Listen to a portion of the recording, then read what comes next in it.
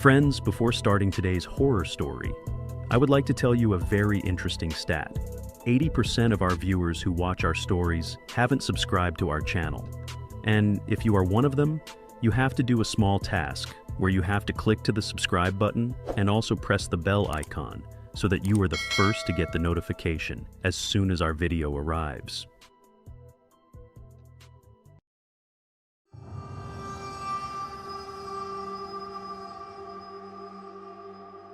Mr. Beast and the Haunted Jail, Part 2.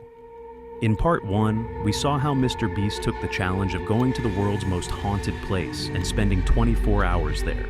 Due to the challenge, Mr. Beast went to such a prison where a lot of people were killed until 1930, when it was closed. 300 people had lost their lives because of a fire breakout that happened in the prison. It is said that the souls of some of the dead people still wander there to this day. When Mr. Beast reached there with his friends, they saw a black shadow-like figure, and Mr. Beast heard strange sounds coming from there. Now, let's continue with the story. Mr. Beast and all his friends gathered together in the hall, and they decided to make it their base camp. They shared their respective experiences at the base camp, and now it was confirmed that there was something paranormal in the prison. As Mr. Beast got such clear signals, he thought that they should explore the place for some more time. Mr. Beast told everyone that now they would be playing hide and seek inside the haunted prison so that they could reach out to different places.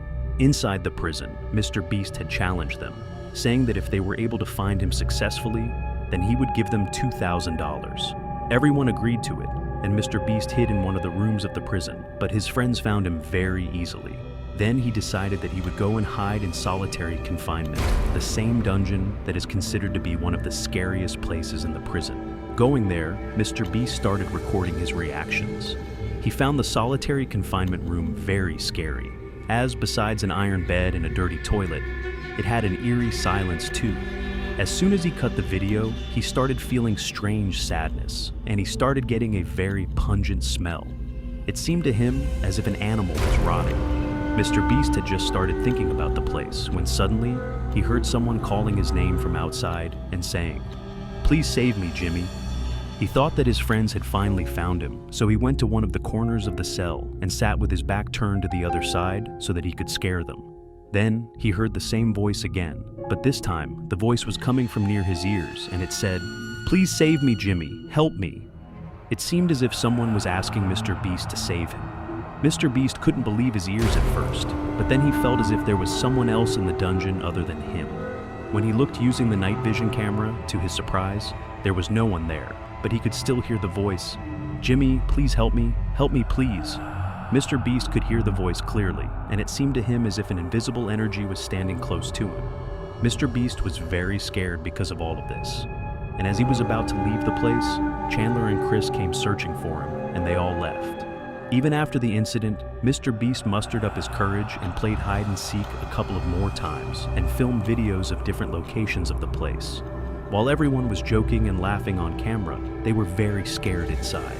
Now, the time had arrived for the last and most scary challenge, where they had to go to the prison cell of James Lockhart and try talking to his soul. James was 22 years old when he was put inside cell number 13 of the Ohio prison. He was sentenced to 15 years on the charges of murder, but according to people, he was innocent, and at the same time, he couldn't stay in prison. One day, he took the paint thinner from the furniture room of the jail, poured it on himself, and lit a matchstick. He burned himself inside his own cell.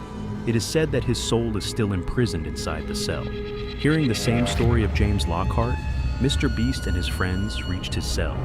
But as soon as they went inside the cell, a lot of pigeons and birds came inside the prison and started making noises and roaming just outside the cell. Mr. Beast and his team didn't think much about it and placed their EMF meter on the metal slab and tried talking to James. He asked him some questions and suddenly, the EMF meter started blinking very rapidly. Due to safety reasons, they thought of ending the communication right there, and they all left. Connor pointed out that James' soul probably wasn't there because sometimes metal can also generate EMF signals, but then the EMF meter started ringing again, and Connor started feeling very cold, and he started suffocating. Everyone made him sit and started asking questions from James's spirit.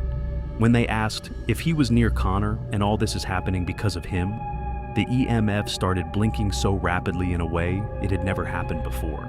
Connor's eyes started burning, and he started feeling even colder. They cut the camera quickly, and Connor started shivering because of the fear. He had started seeing the same black figure again.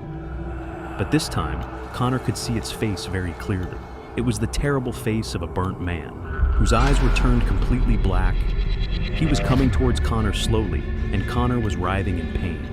Seeing all of this, Mr. Beast decided that they would spend the rest of the night in the hall and would leave the place as it would be daytime soon. They all placed their sleeping bags near each other and tried to fall asleep. Connor was still scared, while Mr. Beast was still trying to understand what had happened to him inside the hospital and the solitary confinement. Both of them took one painkiller each and tried to sleep, forgetting everything that had happened. As Tarek was about to go to sleep after taking a shot of everyone sleeping, the walkie-talkie turned on by itself. A strange voice came from the walkie-talkie that said, "I'm James. Please take me out of this imprisonment. Help me." The walkie-talkie switched off on its own after the voice. Tarek couldn't sleep the whole night because of the fear. The next morning, they ended the video and went home. Mr. Beast added some evidence in the video while he couldn't record the other ones, as he was not able to understand if it was all real or if it was his mind playing games with him. What do you people think? Is Ohio prison really haunted, and will you do such a horror challenge? Do tell us in the comments.